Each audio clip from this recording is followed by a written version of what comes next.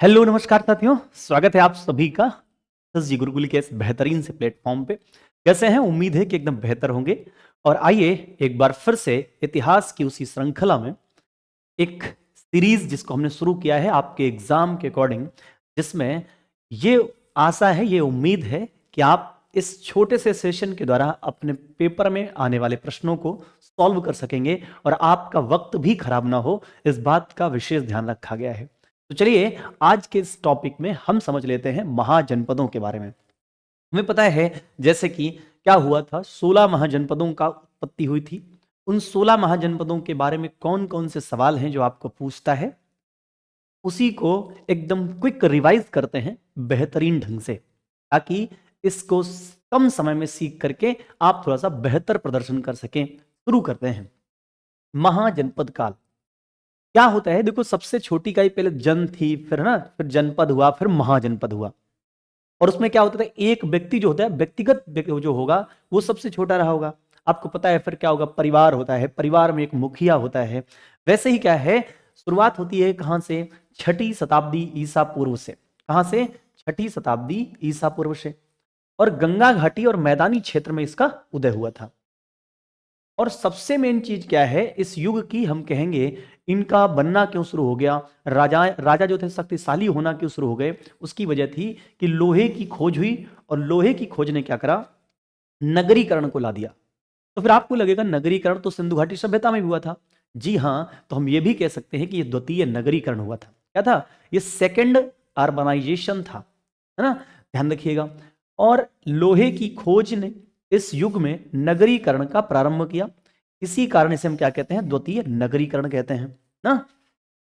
अब अगर इसके निर्माण की बात करते हैं तो सबसे पहले क्या आता है? जन आता है, फिर जनपद होता है, और फिर इसके बाद कहीं जाकर के महाजनपद आते हैं। क्या आते हैं? महाजनपद आते हैं। फिर हमने देखा कि इनकी कुल संख्या कितनी है, तो इनकी कुल संख्या थी 16, यानी कि 16 महाजनपद कुल मिलाकर के थे। ठीक है, चलिए। अब अगर हम बात करते हैं, आगे की तरफ चलते हैं। देखो ध्यान से, तो महाजनपदों में बात की जाए तो संख्या कितनी है? 16 है। अब इन 16 महाजनपदों का प्रमाण क्या है? तो बौद्ध ग्रंथ भी कहते हैं और जैन ग्रंथ भी कहते हैं। जैन ग्रंथ कौन सा है? तो जैन ग्रंथ है परिशिष्ट पर्वन। कौन सा है? परिशिष्ट पर्वन। हेमचंद्र का है क्या? है ना? हाँ। तो इस परिशिष्ट पर्वन में क्या हुआ है कि बताया गया है कि महाजनपद 16 थे। ऐसे ही बौद्ध ग्रंथ जो है वो दो बौद्ध ग्रंथ हैं। अंगुत्तर निकाय, जिसको सब जानते हैं, कि उसमें लिखा हुआ है। दूसरा क्या है? महावस्तु। क्या है? महावस्तु। तो अंगुत्तर निकाय और महावस्तु, इनमें क्या है? इनमें भी क्या हो गया है? महाजनपद में 16 महाजनपदों का उल्लेख मिलता है इन दोनों ग्रंथों में। ये बौद्ध ग्रंथ है। फिर अगर हम बात करते हैं इनकी प्रणाली कैसी थी, कैसे थे ये, तो प्रणाली सभी में क्या थी? राजतंत्रात्मक थी। बस दो को छोड़ दिया जाए तो। कौन से दो थे? मल्ल और वज्जी। तो मल्ल और वज्जी दो ऐसे महाजनपद थे जिनकी प्रणाली राजतंत्रात्मक ना होकर के गणतंत्रात्मक थी। अगर स्टेटमेंट वाइज सवाल आपको बनाना चाहेगा तो बना सकता है कि निम्नलिखित में से महाजनपद के बारे में कौन सा सवाल लाइन सही है या फिर कौन सा कथन सत्य है। लिख देगा सभी में जनतंत्रात्मक व्यवस्था थी या राजतंत्रात्मक व्यवस्था थी, परंतु काशी और वज्जी में, तो आप काशी नहीं पढ़े, आप पढ़े मल्ल और वज्जी। यही चीजें हमको ध्यान रखते हुए चलना है यहां से ना। फिर इसके बाद बात करते हैं इनमें से सबसे साउथ में कौन सा था। तो हमने कहा अस्मक जो था वो सबसे नीचे था, साउथ में था। उसकी राजधानी क्या थी? पोटन थी। ठीक है। कौशल, अवंती, पांचाल, दो दो राजधानियां थी। तो तीन महाजनपद ऐसे हैं जिनकी राजधानियां कितनी थी? दो थी। कौन? कौशल, अवंती और पांचाल। ध्यान रखिएगा, कौशल, अवंती और पांचाल, इनकी राजधानियां कितनी थी? दो दो थी। तीन महाजनपदों की दो दो राजधानियां थी और दो महाजनपद ऐसे थे जो गणतंत्रात्मक थे। ठीक है, चलो अच्छा आगे चलते हैं। फिर हम बात करते हैं तो इन महाजनपदों में से एक महाजनपद पैदा हुआ जो सबसे शक्तिशाली था। वो कौन सा था? महाजनपदों में मगध था।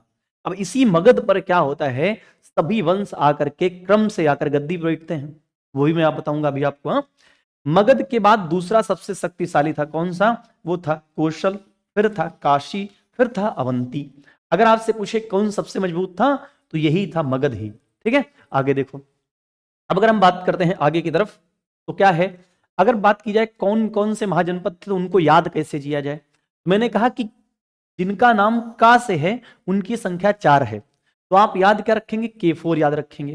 कैसे बोलना है, आप बोलेंगे काशी कौशल कुर कंबोज, या कुर कंबोज काशी कौशल। बोलिए जरा से जहां बैठे आप, कुर कंबोज काशी कौशल, ये 4 महाजनपद थे जिनका नाम का से है ना।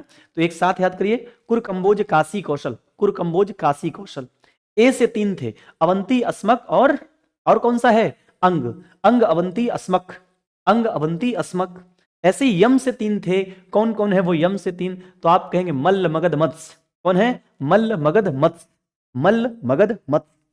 फिर इसके बाद क्या है, मैंने V2 लिखा है क्योंकि V से 2 शब्द शुरू होते हैं, वज्जी और वत्स। कंफ्यूजन मत करिएगा, वज्जी और वत्स, ठीक है। ये हो जाता है वज्जी और वैशाली, नहीं, वज्जी की राजधानी वैशाली थी, तो वज्जी और वत्स थे। फिर याद रखोगे सीपी जीएस, सीपी मतलब चेदी था और पांचाल, जीएस का मतलब है गांधार और शूरसेन, ठीक है। चलो याद करते हैं जैसा, काशी की राजधानी क्या थी, वाराणसी थी। कौशल की क्या थी, श्रावस्ती थी। कुरु क्या था, इंद्रप्रस्थ था, यही दिल्ली है ना। कंबोज की क्या थी, हाटक। अंग की चंपा, अवंती की उज्जैनी या फिर माहिष्मती।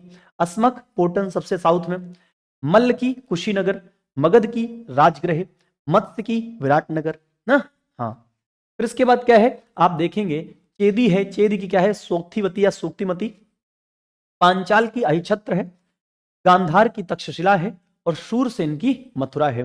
तो यह ध्यान रखेंगे कौन कौन से महाजनपद थे, उनका क्रम बताया हमने आपको। कैसे याद रखेंगे, K4 कुरकाशी कौशल कंबोज, कुरकाशी कौशल कंबोज, अंग अवंती अश्मक, वल, और फिर क्या एम से है, मल्ल मगध मत्स्य, वज्जी और वत्स, वज्जी और वत्स। फिर क्या है, सी चेदी, फिर क्या है, पी, पी क्या है, पांचाल, जी गांधार, एस, एस क्या है, शूरसेन, ठीक है। फिर मगध साम्राज्य की अगर बात करते हैं तो मगध साम्राज्य कहां है, गंगा और सोन के बीच का क्षेत्र था, ठीक है। अगर वर्तमान में बात करें तो लगभग कहां, आप चले जाइए बिहार की तरफ। भौगोलिक दृष्टि से सुरक्षात्मक था, पहाड़ियों से घिरा हुआ, ठीक है। ये सब सारी चीजें उसकी। राजधानी की बात करते हैं कि इस मगध महाजनपद में जब क्या बोलते हैं, वंश आते हैं तो उसकी राजधानियां बदलती हैं। मेरी बात ध्यान सुनना, मगध पूरा का पूरा महाजनपद, ये मान लीजिए कि मगध एक देश बना या फिर एक राज्य बना, उसमें जब भी कई अलग अलग शासक आते हैं तो इस राजधानी को परिवर्तित करते हैं। कैसे बदलते हैं, सबसे पहले क्या थी, प्रारंभिक राजधानी पूछेगा तो राजगृह है। इसी राजगृह को क्या कहा जाता है, इसी राजगृह को आपको गिरिव्रज लिख देता है कभी कभी, क्या लिखेगा, गिरिव्रज लिखेगा। तो ध्यान रखेंगे गिरिव्रज या राजगृह, ठीक है। इसको किसने बनाया था, बिंबसार के समय थी, किसके समय थी, बिंबसार के समय। फिर वैशाली की अगर बात की जाए तो वैशाली जो है अजात शत्रु के समय थी, किसके समय, अजात शत्रु के समय। पाटिलपुत्रा किसने बनाई, तो इसकी स्थापना भी उदयन ने करी थी और राजधानी भी बनाया था, किसने बनाया था, उदयन ने ही बनाया था, ध्यान रखेंगे, ठीक है। चलो आगे चलते हैं, क्या पढ़ेंगे आगे, देखो ध्यान से। मगध पर राजवंश कौन कौन से थे, उनका क्रम याद रखोगे, हर्यक, शिशुनाग, नंद, मौर्य, शुंग, कण्व और फिर सातवाहन। तो सबसे पहले क्या है, हर्यक है, हर्यक का संस्थापक बिंबसार। शिशुनाग का, शिशुनाग ही था। नंदों का महापद्मनंद है, जिसे महानंदिन भी कहा जाता है। मौर्यों का कौन है, चंद्रगुप्त मौर्य, शिला में पढ़ा था भैया, बहुत हाँ पढ़ा लिखा था। शुंग, शुंग वंश का कौन था, पुष्यमित्र शुंग था। और ये जो है ब्राह्मण वंश था, कौन था ये पहला ब्राह्मण वंश मिलेगा हमको। फिर आता है कौन सा, कण्व, कण्व का संस्थापक है वासुदेव। फिर आएगा सातवाहन, सातवाहन जो है संस्थापक है सिमुख। ध्यान रखिएगा ये मौर्योत्तर काल में आता है, तो हम ये कह सकते हैं कि मुख्यतः अगर जो गद्दी संभालेंगे वो कौन थे, तो वो ये वाले थे, ठीक है। मुख्य तौर पर यही गद्दी को संभालते हैं, ध्यान रखना, ठीक है। चलो आगे चलते हैं। अच्छा मगध, वास्तुकार इसका पूछे अगर मगध का वास्तुकार कौन था, तो महागोविंद था। कौन था, महागोविंद वास्तुकार था। ये साम्राज्यवादी शक्ति के रूप में उदय होता है इसका। साम्राज्यवाद समझते हैं आप कि राज्य के विस्तार जिनका उद्देश्य हो, मुखी है ना, उसको कहते हैं। राजधानी क्या थी मगध की, मैंने कहा राजगृह थी, और इसे हम वासुमती भी कहते थे। इसकी स्थापना वासु नामक राजा ने की थी, इसलिए इसको वासुमती भी इसकी राजधानी थी, ठीक है। फिर इसके बाद बात करते हैं, बृहदत्त एक वंश था, या जरासंध जिसको कहते हैं, जरासंध यहाँ पे शासक हुआ, और इसका शासक एक और हुआ था जिसका नाम है रिपुंजय। क्या नाम था, रिपुंजय नाम था, ठीक। अब हर्यक वंश की बात करें तो मत्स्य पुराण से जानकारी मिलती है इस हर्यक वंश के बारे में। क्या बताओ, ये सबसे पुराना पुराण है क्या, बताइएगा मुझे। इसकी स्थापना बिंबसार ने की थी, किसने की थी, बिंबसार ने की थी।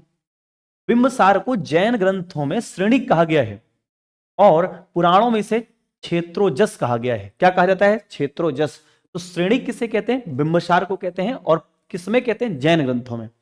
ध्यान रखिएगा, यह बिंबसार को जैन ग्रंथों में श्रेणिक कहा जाता है, वहीं पर जैन ग्रंथों में बिंदुसार को सिंहसेन कहा जाता है। So don't be confused because this is Shrenik. ठीक है, तो जैन ग्रंथों में श्रेणिक किसे कहते हैं? बिंदुसार को, ना बिंबसार को। बिंदुसार को सिंहसेन कहते हैं। आगे जरा सा, बिंबसार ने क्या किया? अपने साम्राज्य का विस्तार करने के लिए 3 शादी की। किससे किससे? अब प्रसेनजित, प्रसेनजित कौशल का राजा है। इसकी बड़ी विशेषता क्या है? ये भी कहां से पढ़ा हुआ है? तक्षशिला विश्वविद्यालय से पढ़ा हुआ है। ठीक है, और तक्षशिला में उन्हीं का एडमिशन होता था जो बहुत पहले से पढ़े लिखे होते थे, कि उनका टेस्ट होता था। वैसे टेस्ट में से सबको एडमिशन नहीं मिलता था। और प्रसेनजित की बहन का नाम क्या है? कौशला देवी। और प्रसेनजित ने क्या किया? उसको काशी दे दिया दहेज में। क्या दे दिया? काशी मिल गया। तो बताओ काशी को किसने जीत लिया प्रसेनजित से? तो वो है बिंबुसार। फिर चेटक की पुत्री का नाम है चिल्लना। उससे क्या हुआ? उससे विवाह किया और वज्जी और वैशाली वही क्षेत्र ना, उस क्षेत्र में है। फिर भद्रदेश, पंजाब के छात्र, भद्रदेश की राजकुमारी जिसका नाम था क्षेमा, उससे विवाह किया। इसके पुत्र का नाम था अभय। अब यही क्षेमा और अभय जब क्या बोलते हैं, बिंबसार बुद्ध से मिलता है, तो क्षेमा और अभय क्या करते हैं? बुद्ध के साथ जो है उसके अनुयायी हो जाते हैं और निकल जाते हैं यहां से। ठीक है, तो पूछता है बुद्ध का कौन सा पुत्र, बिंबसार का कौन सा पुत्र बुद्ध का जो है अनुयायी था? ये था अभय। फिर हम बात करते हैं अंग के राजा ब्रह्मदत्त से अंग को मगध में मिला दिया था। तो मुझे बताओ, अंग जिसकी राजधानी चंपा थी, उस पर शासक कौन था? तो वो था ब्रह्मदत्त। और ब्रह्मदत्त से किसने छीन लिया? यूं कहें किसने दे दिया? तो बिंबसार ने। ठीक है, और कहा किससे? अजात शत्रु। कौन है अजात शत्रु? पुत्र है इसका। उससे कहा कि तुम जाओ, अंग जो हमने ब्रह्मदत्त से ले लिया है वहां तुम शासन करो जाकर के। तो ब्रह्मदत्त ने कहा, ब्रह्मदत्त कहां का राजा था? अंग का। ऐसे सवाल मिलाने के लिए आ जाएगा। ठीक है, कि कौशल का राजा कौन? तो आप बताओगे कौशल का राजा था कौन? प्रसेनजित, है ना। वहां पे प्रसेनजित, कौशला देवी अच्छा उसकी बहन का नाम था, कौशल का राजा नहीं। इधर ध्यान सुनिएगा। अब आगे क्या है? अजात शत्रु की हम बात करें अगर, तो अजात शत्रु जो है ना, देवदत्त, ये कौन है? देवदत्त वही है बुद्ध का चचेरा भाई। हाँ, उसी के कहने पर अजात शत्रु ने अपने पिता की हत्या कर दी। अब इसने पिता की हत्या की तो इसके पुत्र ने इसकी हत्या कर दी, इसलिए हम कहते हैं ये क्या है? ये एक पितृहंता डायनेस्टी है, पितृहंता वंश है। फिर इसका उपनाम क्या है? इसका उपनाम है कुणिक। क्या नाम है? कुणिक है। इसकी पत्नी का नाम क्या था? वाजिरा नाम है, पत्नी का नाम वाजिरा है। फिर अगली बात करते हैं, इसने वज्जी पर विद्रोह किया। अब बताओ वज्जी क्या है? वज्जी जरा सा एक बार ध्यान से देखिए आप, वज्जी क्या है? ध्यान से देखो वज्जी। वज्जी में कौन है? चेटक की पुत्री चिल्लना। ठीक है, लिच्छवी शासक चेटक है। हाँ, था क्या? अब देखना ध्यान से क्या होगा, मिला दिया। फिर क्या करता है? इसी में उसने रथमूषल और महाशिला कंटक नामक यंत्र का प्रयोग किया था। ये हथियार प्रयोग किए थे। ठीक है, और कौशल को भी इसने जीत लिया। काशी को भी मगध में मिला लिया। तो काशी को मगध में कौन मिला था? उसको तो मिला था दहेज में छोटा क्षेत्र, इसने काशी को मिलाया। तो देखो अंग को किसने मिलाया? अंग को मिलाया बिंबसार ने, और अजात शत्रु ने इसको मिला दिया काशी को। अजात शत्रु का मंत्री कौन था? वश्यकार था, और एक था सुनिधि। दोनों का उल्लेख मिलता है, इसलिए ध्यान रखेंगे अजात शत्रु के मंत्री हैं। इसने राज्याभिषेक के 8वें वर्ष प्रथम बौद्ध संगीति का आयोजन करवाया। अब प्रथम बौद्ध संगीति क्या 483 में हुई थी, 483 में। यानी कि बुद्ध इसके समकालीन है। तो खुद कहता तो है कि मैं भी 80 साल का हूं, बुद्ध भी 80 साल के हैं, मैं भी क्षत्रिय हूं, बुद्ध भी क्षत्रिय हैं। हाँ, यही कहता है।